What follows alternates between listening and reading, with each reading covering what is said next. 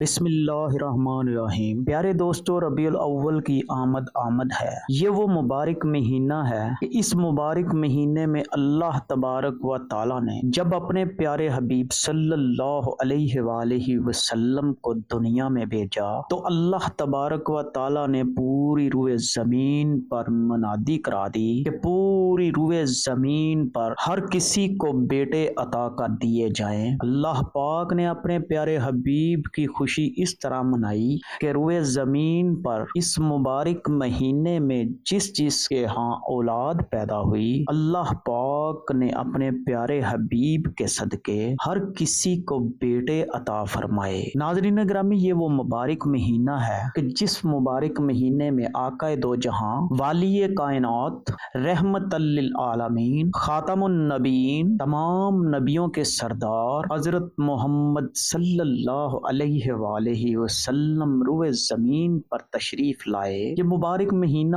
آپ کی ولادت کا مہینہ ہے۔ پیارے دوستو، حضرت آدم علیہ السلام کے کون سے بیٹے ہیں جن سے آقا کریم صلی اللہ علیہ وآلہ وسلم کا سلسلہ نسب ملتا ہے؟ محترم ناظرین گرامی، حضرت آدم علیہ السلام کے ہمیشہ جڑواں بچے پیدا ہوئے، لیکن یہ اللہ تبارک و تعالیٰ کی قدرت ہے کہ اللہ پاک نے جن سے اپنے پیارے حبیب صلی اللہ علیہ وآلہ وسلم کا سلسلہ نسب ملانا تھا، ان کی پیدائش اکیلے ہوئی۔ ان کا نام حضرت شیش علیہ السلام ہے۔ حضرت آدم علیہ السلام کے یہی نیک و پاک باز بیٹے سرور کائنات، آقا دو جہان، رحمت للعالمین، خاتم النبیین حضرت محمد صلی اللہ علیہ وآلہ وسلم کے جد امجد ہیں۔ ناظرین گرامی، جن کو اکیلے پیدا کرنے کا مقصد یہ تھا کہ خاتم النبیین حضرت محمد صلی اللہ علیہ وآلہ وسلم کے جد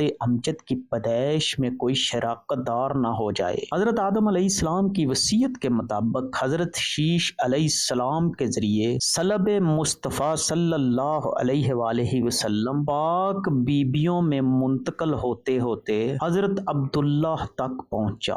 پیارے دوستو، حضرت امام بہقی رحمت اللہ علیہ حضرت عبداللہ بن عباس رضی اللہ تعالی عنہ سے روایت کرتے ہیں کہ آقا کریم صلی اللہ علیہ وآلہ وسلم نے ارشاد فرمایا، میں زمانہ جاہلیت کی کسی برائی سے متولد نہیں ہوا حتیٰ کہ میں ہمیشہ نکاح سے ہی پیدا ہوا۔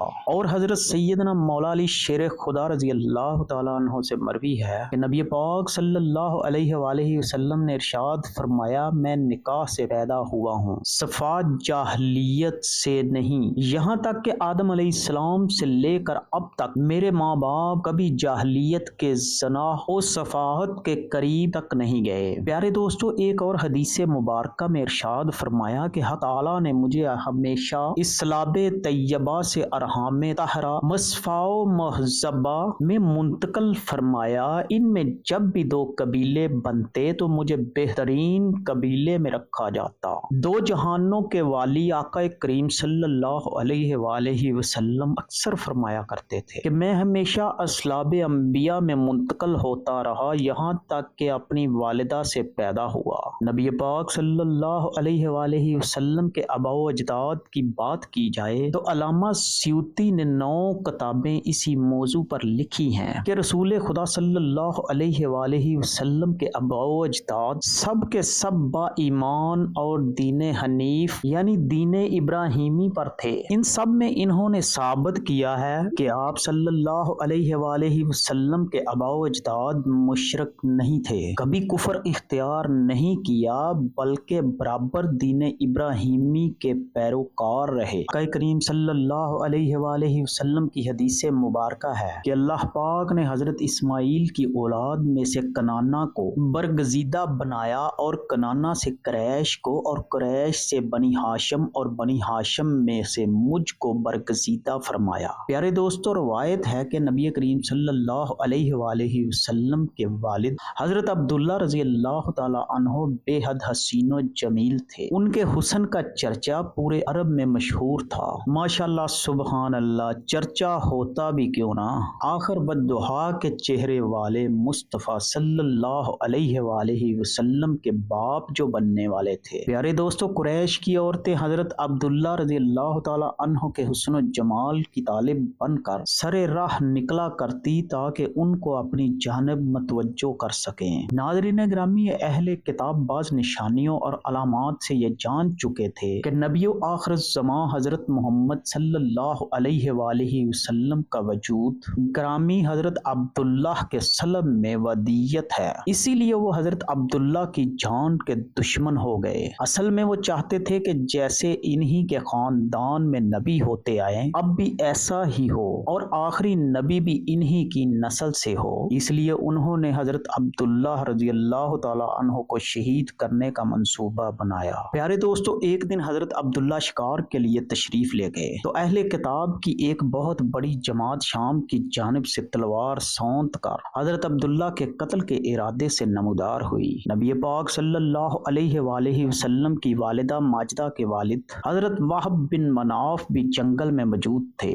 उन्होंने देखा कि चंद सवार जिनकी शक्ल सूरत इस दुनिया के लोगों से मुशाबा ना थी गैब से ज़ाहिर हुए और वो इस हमला आवर ग्रोह को हज़रत अब्दुल्लाह के आगे से दूर करने लगे। प्यारे दोस्तों, वहब बिन मनाफ ने घर आकर अपने घर वालों से कहा कि मैं चाहता हूँ कि अपनी बेटी आमना का निकाह हज़रत अब्दुल्लाह बिन अब्दुल मुत्तलिब से कर दूं और फिर ये बात अपने दोस्तों के जरिए हज़रत अब्दुल मुत्तलिब की खिदमत में पहुंचाई। प्यारे दोस्तों, हज़रत अब्दुल मुत्तलिब भी यही चाहते थे कि अब्दुल्लाह की शादी हो जाए। इस सिलसिले में वो किसी ऐसी औरत की जुस्तजू में थे जो शरफ, हस्बो नसब और इफ़्फ़त में मुमताज हो। प्यारे दोस्तों, आमना बिनते वहब में ये सफ़ात मौजूद थी। अब्दुल मुत्तलिब ने इस रिश्ते को पसंद किया और हज़रत अब्दुल्लाह का इनके साथ रिश्ता तय पा गया। इस रिश्ते के बाद और निकाह से पहले हज़रत अब्दुल्लाह को बहुत से अजीब वाक़यात का सामना करना पड़ा, जिसमें बहुत सी गैर औरतों ने आपसे नाजायज़ तल्क़ात, जबकि कुछ ने तो निकाह करने की भी सरतोड़ नाकाम कोशिशें की।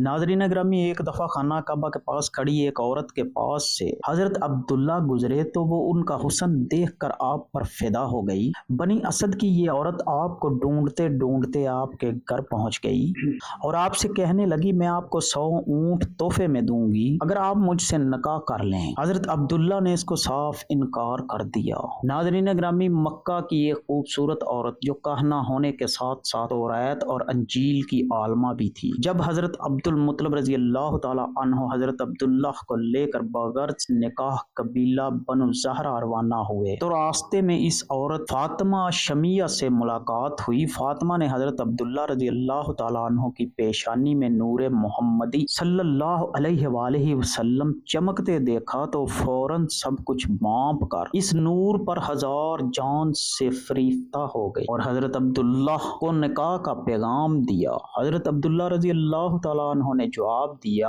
अभी तो हम जा रहे हैं, वापसी पर तुझसे बात होगी। कहने लगी, है अब्दुल्लाह, तुम्हें दीन इब्राहिमी का वास्ता कि जिस पर कायम हो मेरे सिवा किसी से पहली सोहबत मत करना, ये कहकर उसने अपने हुस्न के जलवों और जादू से हज़रत अब्दुल्लाह को काबू करना चाहा, लेकिन आप अल्लाह ताला के हुक्म से उस औरत के जंगल से पाक व ताहर निकल गए। सुबहान अल्लाह। प्यारे दोस्तों, कबीला बनु ज़हरा के मरहूम सरदार वाहब की बेटी और मौजूदा सरदार वहीब की भतीजी बीबी आमना की आला तरीन सीरत और करदार के चर्चे जबान ज़दे खासो आम थे। आप रज़ी अल्लाह ताला अन्हा भी हज़रत अब्दुल्लाह की मानिद हसीन सीरत और हुस्न सूरत का मुकम्मल और बेमिसल नमूना थी। हज़रत अब्दुल्लाह अपने वालिद के हमरा कबीला बनु ज़हरा पहुँचे। यहाँ हज़रत अब्दुल मुत्तलिब रज़ी अल्लाह ताला अन्हु अपने लाडले बेटे के साथ हज़रत बीबी आमना रज़ी अल्लाह ताला अन्हा के निकाह की ख्वाहिश का इजहार करते हैं। वहीब को कुरैश मक्का के आला तरीन घराने के इतने बेहतरीन रिश्ते से भला क्यों कर इनकार हो सकता था। चनाचा हज़रत अब्दुल्लाह रज़ी अल्लाह ताला अन्हु का निकाह हज़रत बीबी आमना रज़ी अल्लाह ताला अन्हा से हो जाता है और यूं दो पाकीज़ा रूहें निकाह के मुकद्दस बंधन में बंध जाती हैं। सुबहान अल्लाह, कुर्बान जाएं। प्यारे दोस्तों, हज़रत अब्दुल्लाह रज़ी अल्लाह ताला अन्हा थोड़ा अरसा वहाँ क़याम करने के बाद अपनी इफ़्फ़त माब दुल्हन को लेकर वापस मक्का आ जाते हैं। कुछ दिनों बाद दोबारा वही कहना आपसे मिलती है जिसने उनको निकाह के लिए कहा था। प्यारे दोस्तों, जब इस औरत ने हज़रत अब्दुल्लाह की पेशानी में वो नूर मुबारक ना पाया तो चीखने चिल्लाने लगी। वो इनसे कहने लगी कि पहली मर्तबा मेरे पास से जाने के बाद तुमने किसी औरत سے صحبت کی ہے؟ آپ نے فرمایا ہاں میں نے بی بی آمنہ بنت وہب سے نکاح اور زفاف کیا ہے۔ وہ عورت کہنے لگی اب مجھے تم سے کوئی سروکار نہیں، میں تو اس نور مبارک کی خواستگار تھی جو تمہاری پیشانی میں جلوہ فروز تھا، اب وہ دوسرے کے نصیب میں چلا گیا۔ ناظرین گرامی، اللہ پاک سے دعا ہے کہ اللہ پاک اپنے پیارے حبیب صلی اللہ علیہ وآلہ وسلم کے صدقے ہمیں نیک اعمال کرنے کی توفیق عطا فرمائے اور برائی سے بچنے کی توفیق عطا فرمائے، آمین۔